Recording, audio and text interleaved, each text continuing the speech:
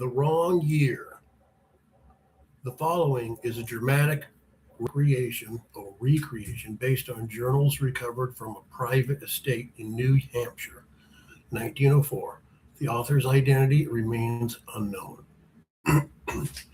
April 7th, 1904.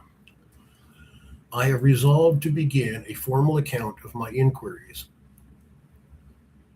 concerning the estate of my late friend James. Not because I yet know what I am seeking, I do not, but because details once neglected have a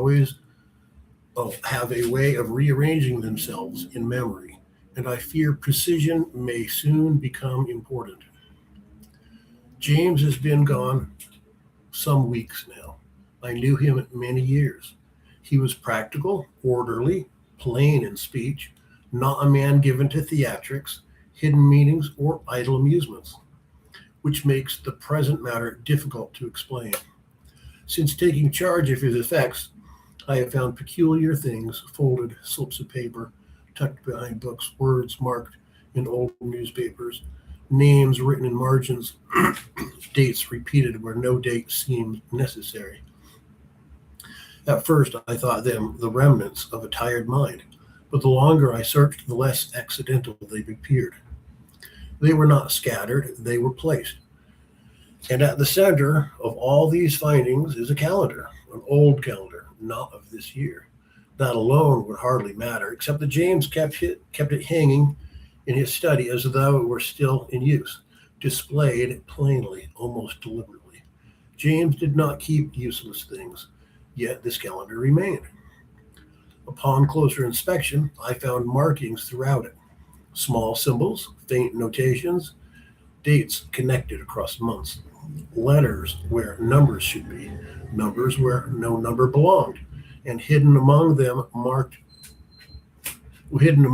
marks were ciphers, not puzzles for amusement, but for concealment.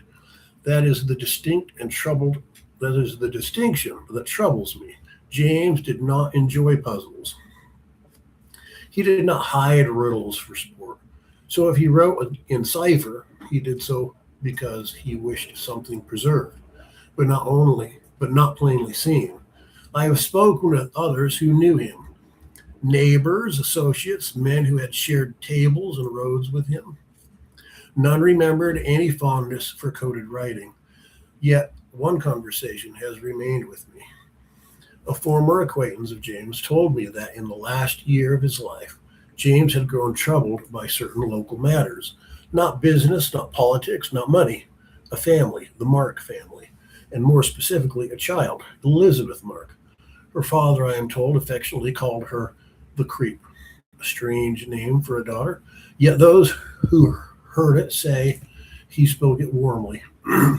James wrote of her often, never directly and never fully, but always with care, with hesitation, as though each word carried more weight than it ought. One notation reads, "The child behaves as though the world itself speaks plainly." Another, "Nothing in her manner suggested surprise." And another, "I know what I witnessed, yet I cannot fit it into sensible thought." Nowhere does James describe what he saw. That omission has become unbearable. He mentions the woods, the Mark homestead, a quiet place beyond the ordinary path. He marked certain Sundays, certain hours, sometimes when the father may be absent. The calendar, I now believe, is not merely a record. It is a directional. It leads, dates places, places to names, names to questions, and always, again and again, back to the Mark farm.